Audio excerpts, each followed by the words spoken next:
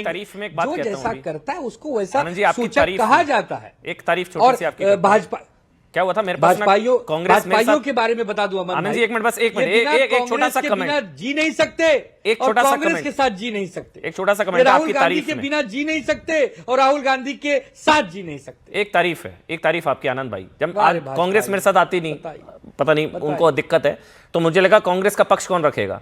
मैं आज के बाद कांग्रेस को बुलाना ही नहीं। आप इतना बेहतर कांग्रेस के नेता राहुल गांधी को इतना नहीं बचा रहे हैं, वही अनऑफिशियली बता रहे हैं गलत, उनका व्यवहार ठीक नहीं था। जितना बचाव आपने कांग्रेस पार्टी का राहुल गांधी का किया है, उतना तो कांग्रेस के नेता भी संभवतः नहीं कर पा रहे। दबी जबान वो भी कह रहे हैं आचरण सही नहीं था। तहसीन पूनावाला से लेकर तमाम नेता कह रहे हैं गलत है, राहुल गांधी का बिहेवियर सही नहीं था। राहुल कांग्रेस के नेता राहुल गांधी को इतना नहीं बचा रहे जितने आप जो हैं आनंद भाई आप बचा रहे हैं। आपको भी समझ आ रहा है उनका व्यवहार गलत था। दोस्त दोस्त ना रहा, प्यार प्यार ना रहा। एक दोस्त ने एक दोस्त के प्रति बात कही, खत्म हो गई बात। इसको इतना तूल न दीजिए, इसको किसी जाति धर्म से न जोड़िए।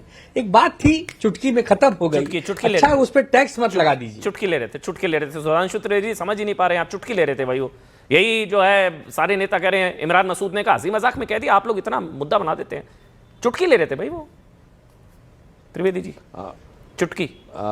मुझे लगता है ये जो समझ है कांग्रेस के नेताओं की, चुटकी लेने वाली बात, गंभीर बात को, इसी ने उनकी हैसियत चुटकी के बराबर कर दी है।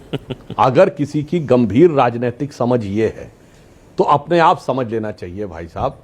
और आनंद भाई को बहुत अच्छे अच्छे गाने याद आते हैं, तो जानते क्या होता है वो गाना था ना, 80 चुटकी 90 ताल और दबा के बीड़ा मुंह में डाल। तो भाई साहब इतनी चुटकियां ली, इतनी चुटकियां ली कि सारा खेल खत्म हो गया भाई साहब। इसीलिए मैं कहना चाहता हूं, अब राजनीति को मजाक मत समझिए, राजनीति को गंभीरता से बात करिए। संसद भवन के गेट के ऊपर खड़े होकर मिमिक्री करना मजाक, उसकी फोटो खींचना मजाक, वक्फ बोर्ड के समय, वोटिंग के समय नाइट सूट पहन के राहुल गांधी जी आए संसद में मजाक, अब कह रहे रवनीत बिट्टू के लिए मजाक। भाई साहब संसद का पटल देश के 140 करोड़ लोगों की भावनाओं का, श्रद्धा का मंदिर के समकक्ष है, संविधान के लिए लोकतंत्र का मंदिर है, मजाक का पार्ट नहीं है। और भाई साहब अंत में एक बात है कह दूं, ये गद्दार और खुददार के बीच में अमन जी एक चीज आती है, परिवार।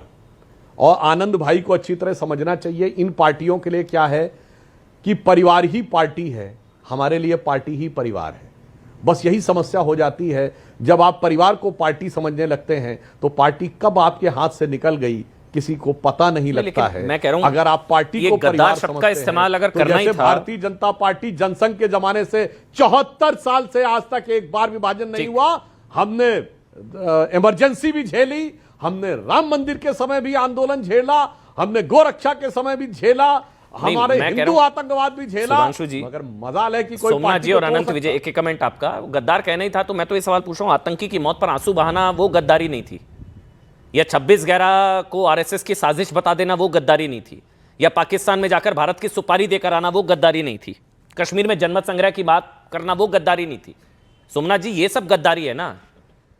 या एक पार्टी छोड़कर कोई चला जाए वो गद्दारी?